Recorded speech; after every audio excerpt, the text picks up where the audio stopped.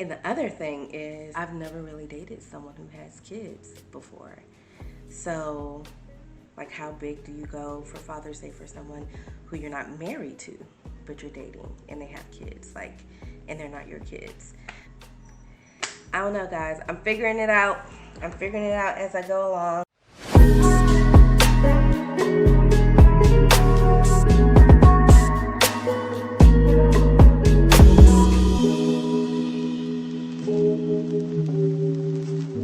Girl, hey, welcome to Let's Wine About It. If you are new here, my name is Elise, and on my channel we talk all things wine and all things that make you want to grab a glass of wine. If you are not new here, hey girl, hey, welcome back.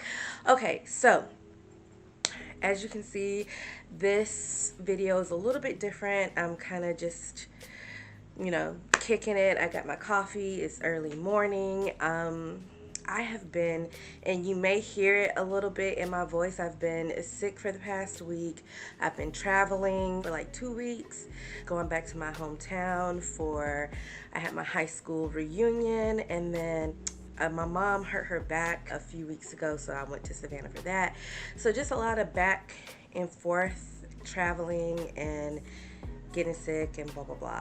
So I haven't been posting videos, so I wanted to just kind of like get this out, and instead of like doing a whole sit down, just kind of do a vlog style where y'all are just spending the day with me. Make it like a reset video, because I need to reset my whole life after the past 3 weeks and just organize my home, laundry. I'm going to organize my fridge. I got a fridge organizing kit.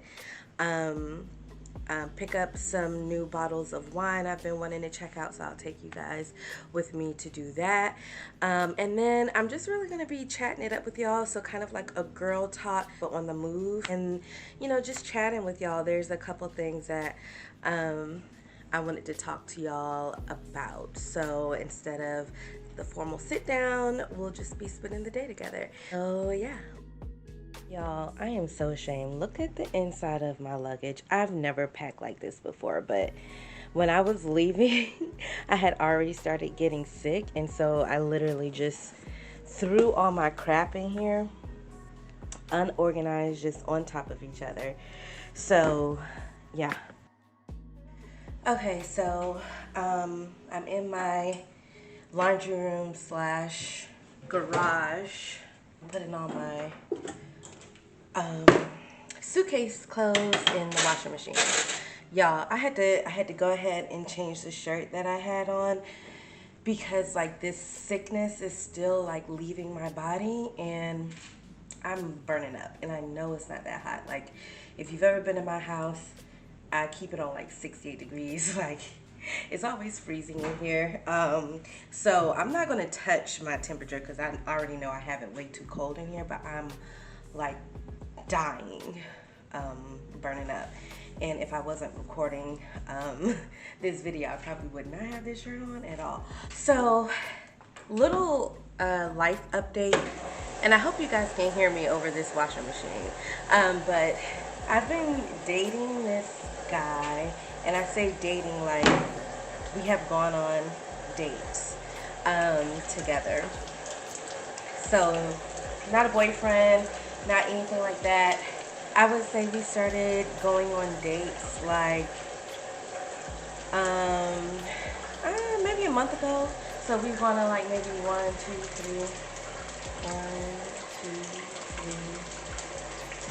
3, maybe 4 dates. I can't remember. My mind is going now. I'm recovering. But yeah, maybe 3 or 4 dates. And one of the dates was like an extended, like we spent the whole weekend together. Like we did Saturday and Sunday together. So I don't know if that's 2 dates. Yeah. So yeah, we've been dating, I would say, a month. We've gone on like 4 dates together. And now, and he's a dad. He has kids. And Father's Day is coming up, right? And the thing that's always like weird when you first start dating someone is when you start dating them like right around a holiday or their birthday. That is like the hardest gift, you know, to get. Like, because you don't want to go too hard.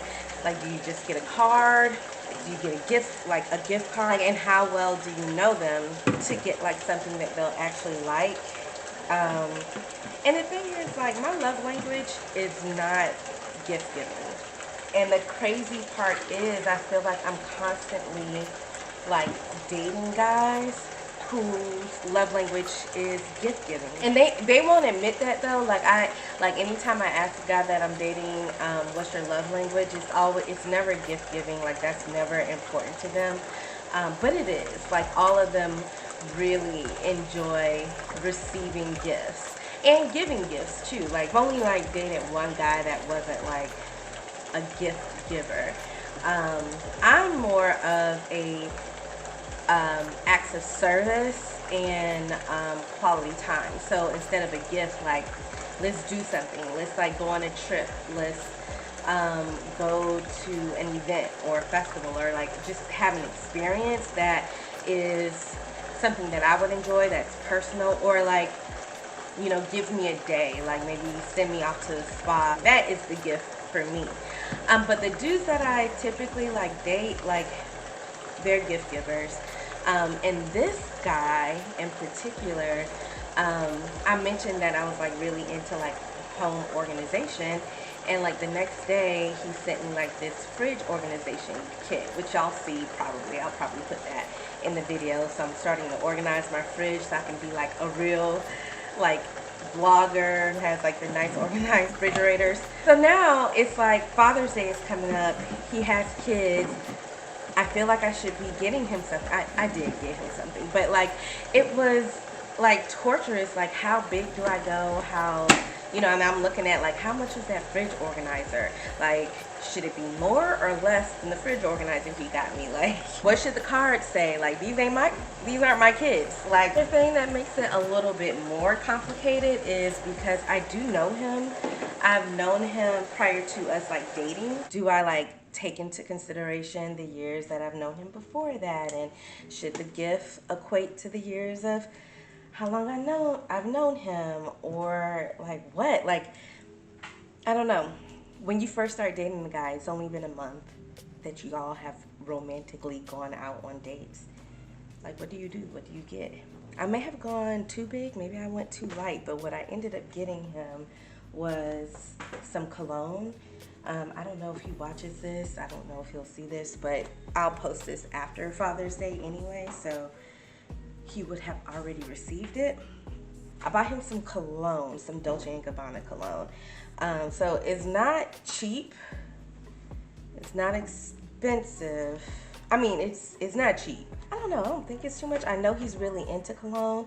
And then the other thing you got to think about is like, he gonna be wearing this cologne because he's not my man. We're dating, and so that's the other thing. Like, because we're not dating, because he's not my man, should I have gotten him something like less personal?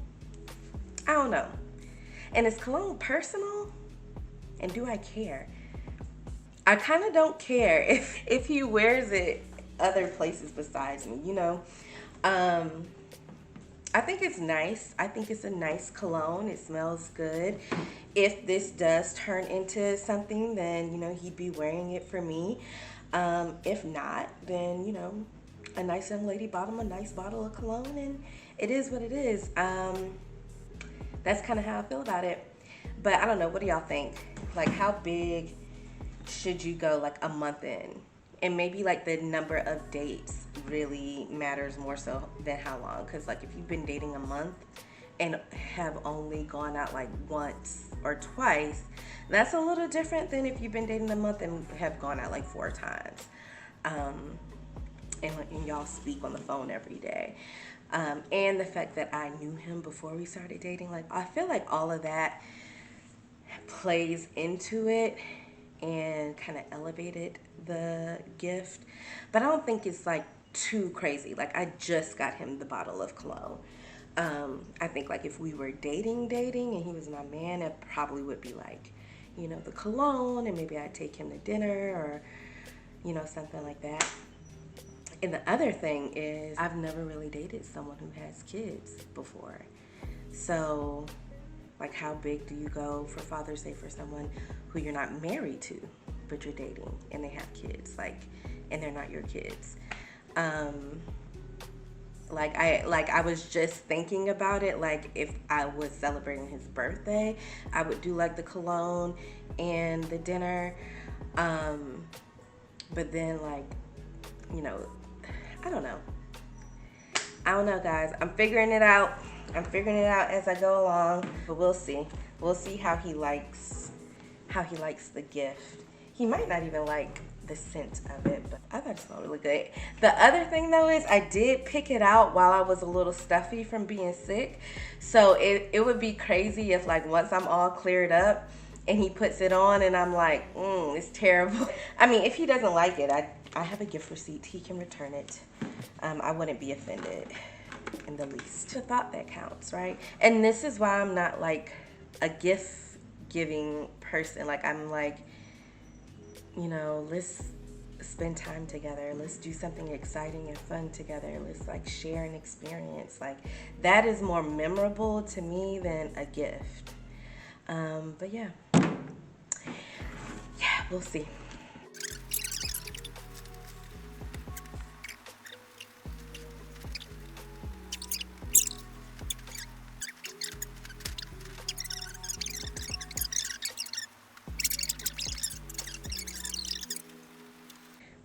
Okay, so I just finished laundry, kind of, because I still have a load of white clothes that I need to finish, but I've done my bedding. I've done all the clothes that were in my suitcase and some that were from before I went out of town. So all that is done and put away, and I feel like that took, like, I don't know, like an hour and a half. I had a whole conversation with somebody. I listened to a podcast. I hate doing, like, taking out the trash and doing laundry. I hate it. I hate it. And I know I'm not the only one. Like, and sometimes I be thinking about getting, like, cleaning services. And I know that's very privileged. And I don't have no kids. I don't have a husband. So I feel like it's almost ridiculous for me to even, like, think about getting a cleaning service. But literally, this just took so much of my day. And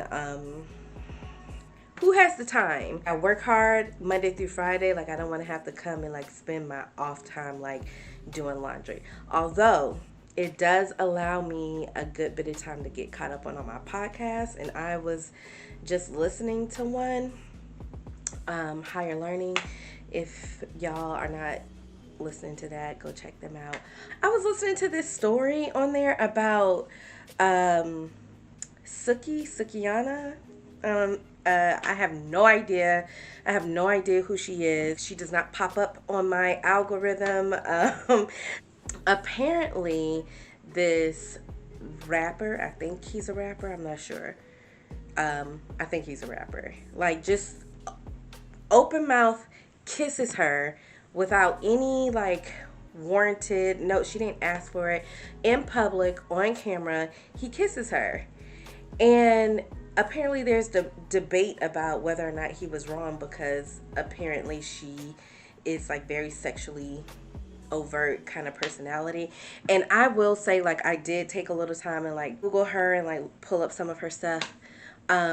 She's not anybody that I particularly like, and it's not because of her choice. She does say, like, outlandish shit. Like, she says, like, shock value things. They're usually, like, very sexually explicit and just over the top.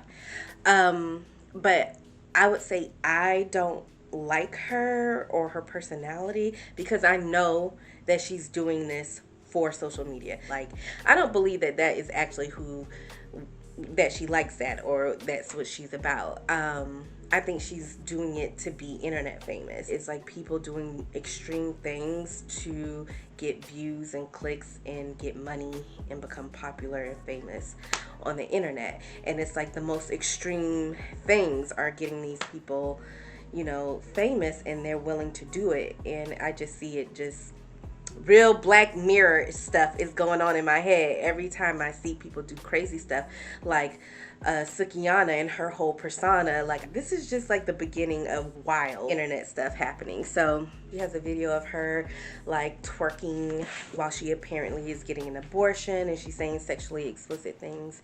Then she talks about enjoying like peeing and defecating during on people during sex or whatever. It we won't go there, you can Google it. But yeah.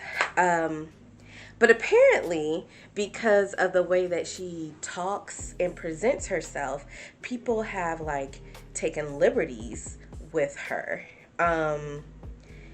Like, men, let me be clear, men have taken liberties with her and like have made like sexual advances on her in public while it's being recorded and laughing about it, and people around her. And so yeah, my phone definitely died. My camera definitely died in the middle. I'm trying to prop you guys up in the middle of that, so sorry. It's like an hour later now. About Sukihana, is that like because of her persona, men have been like publicly taking advantage of her. And it's like most recently she was on some, I don't even know, like some panel or some whatever. This guy basically kisses her multiple times, kisses her on her cheek a couple of times, like is rubbing her shoulders, and then kisses her on her cheek, and then comes back and like turns her face towards him and like open mouth kisses her without her asking for it. Now, she was like talking shit, you know. I think she said something like, "Oh, I'll turn you out," or something like that. And people are using that along with her persona to justify like him doing that. And I don't understand how like she did not say kiss me. Like, we are in 2023, people. I think we should know, everyone should know, if I'm not saying you can kiss me, that does not mean, that means you don't kiss me. It is so cringeworthy just like looking at it. It's like, even as he's like touching on her shoulders, like you can tell she's uncomfortable. Like, her body language is saying she's uncomfortable. Like, she looks shocked. The guys around her are also kind of like, oh my goodness, like, but they're laughing and like laughing along with him. But the whole situation is like like if you read the room, you can tell like it's uncomfortable, like he's being weird. And afterwards, like, there's this backlash against him, and people are calling him like a, you know, he sexually assaulted her or whatever. And then so people are now coming to his defense and saying that there was nothing wrong with what he did because she was flirting with him to begin with, or that's just like kind of what she asked for. And it made me think about a conversation I had with a guy. I told him this story about a guy at a soccer game that streaked across the field butt naked. And when the authorities caught him, like, everybody just started like grabbing his privates. Like, the security guard grabbed his privates. Staff in the stadium all were like grabbing his privates as he walked by. And then he ended up suing the stadium for sexual assault because they all grabbed his privates.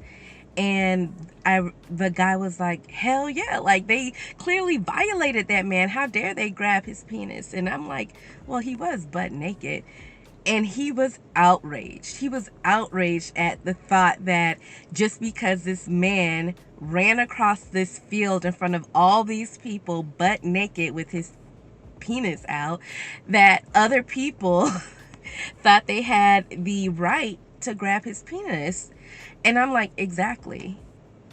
So you telling me that there's a problem that when a woman merely speaks about sex openly, or if she has on a short skirt or something revealing that makes you think about sex, that she is is deserving of having her physical body violated, touched.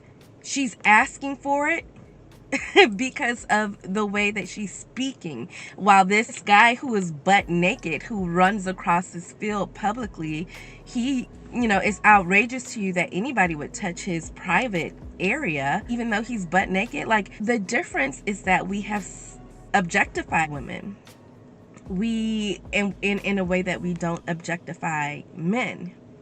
We sexualize women, and our bodies are really not our own. We do not have autonomy over our bodies, and that shows up in so many other areas. Like, the fact that she is popping off about sex and speaking vulgar, she speaks vulgarly or whatever, or explicitly about sex, does not mean that you can French kiss her without her asking in public or in private, like in any scenario.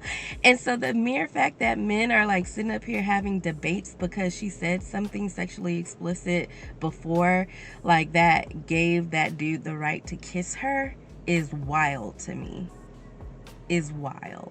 And I'm not like, and I don't, her, whatever, her whole personality and persona, like, is not appealing to me. It doesn't matter. I don't care what she's doing. I don't care how she decides to live her life, and whether I agree with how she living her life or not. She's not deserving of some random dude kissing her in her mouth if she did not want him to, and she explicitly did not ask.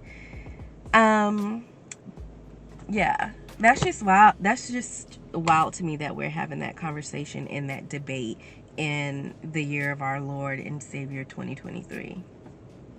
But here we are, people.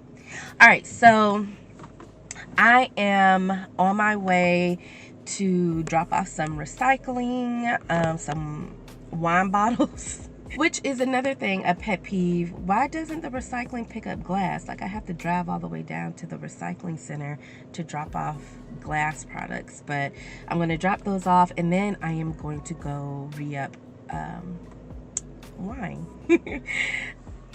Okay, so I am at Total Wine right now, and typically, y'all, it is lit. Like, everyone is in here getting ready for Juneteenth. Are we getting ready for Juneteenth? Y'all, I'm not going to say exactly where I am, but the population here in my neighborhood does not look like the type of population that turns up for Juneteenth. Maybe it's Father's Day. Maybe people are up here turning up for Father's Day. That seems more likely. But this parking lot is full. I'm at Total Wine. When I shop here, is for like my my house wine. Like, this is just the wine that I sip on, that I love, that I drink like on a regular, like if I want to have a glass of wine with dinner. There are 90% of the wine that I keep in my house is black owned. And so aside from the McBride sisters line, I really can't find the other stuff, the other wines that I like in like a Publix or Kroger or whatever, but they are here in Total Wine, in stores like Total Wine, that are mass produced. So if I'm gonna get a mass produced wine, it's gonna be black owned. Those are the wines that I keep in my house just like for me. And then when I want to be, either buy a gift for someone, or I want a special bottle of wine for myself, or if I'm doing a review, I'm going to go to a wine shop to get something a little bit more curated. And again, like, I say that I'm a wine enthusiast. I say that I'm a wine enthusiast because I'm not an expert. I'm on a wine journey myself.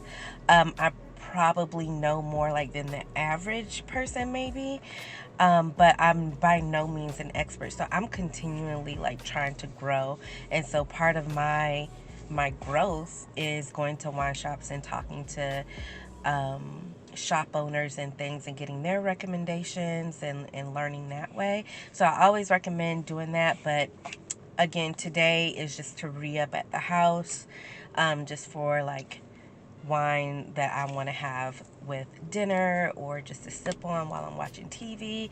And I have like my 3 to 4 select black owned wines that I go for. So I'll take you guys in with me. I don't think it'll be a problem for me to film, but I'll take you guys in with me to share with you my go-tos. And then it just is so fitting, Juneteenth is coming up in a few days, so hopefully I'll have this video done by then and uploaded, and it'll highlight some black owned wines. I've done a video like that before, I think back in February, so you'll probably see a couple of those again, but they're just my favorite. Like, so you know those reviews were real. Like, I enjoy these wines and as much as any other mass-produced wine, and they're black owned and affordable, so why not spend my money there? So all right, I'm gonna take y'all in with me. Let's go. People are out.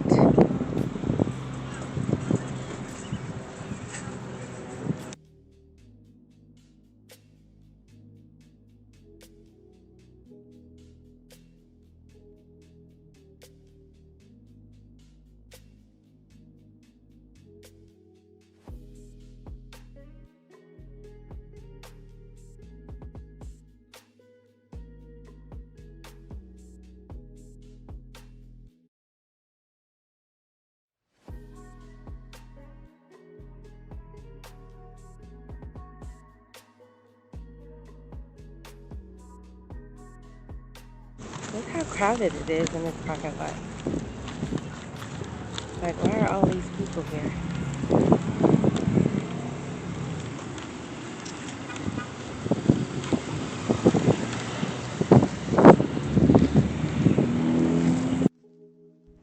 Okay, so I'm back home, and I am just now realizing that the shirt that I thought that I had on all day today is not the actual shirt that I had on. So I have on this I Like His Beard shirt, which is a couple shirt. It's a shirt that came with another shirt when I was in a relationship. And that said, I like her butt. And I typically wear this to bed, like, because it just doesn't make sense for me to wear this out like by myself. Like, I like whose beard? And I don't know what this is saying to people. I don't know if people are just going to automatically assume that this is a couple shirt and my couple just isn't with me, like my other half just isn't with me, or if they're reading it just like a proclamation that I like men with beards. I don't know what.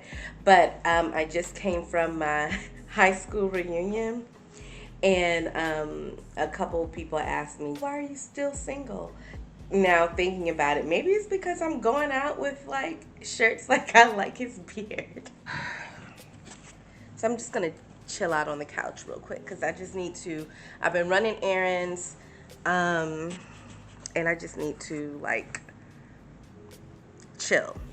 I need to chill. So yeah, I had my high school reunion this like a week ago now, and it was so nice.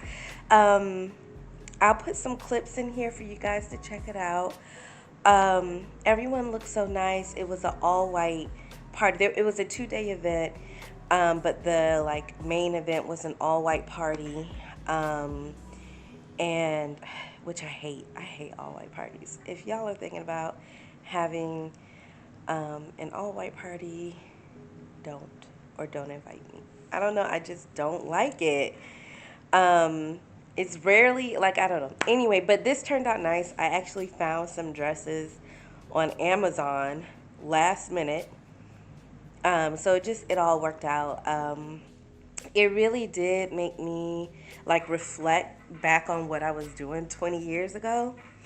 And it didn't make me nostalgic or like the good old days. And I didn't really have that feeling. And I think it was because like even 20 years ago, back when we were graduating and everybody was like, oh my God, so sad, I'm gonna miss y'all. I just never had that feeling. I never had the feeling of, um, this was an error, I'm gonna always remember, or like I had really great high school memories. I have some of my lifelong friends from high school to this day.